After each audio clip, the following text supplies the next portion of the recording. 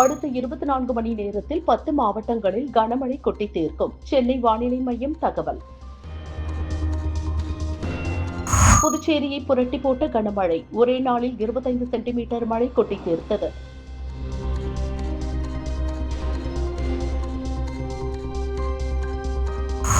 மயிலாடுதுறை மாவட்டத்தில் கனமழை. நீரில் மூழ்கிய 1000 ஏக்கர் நெற்பயிர்.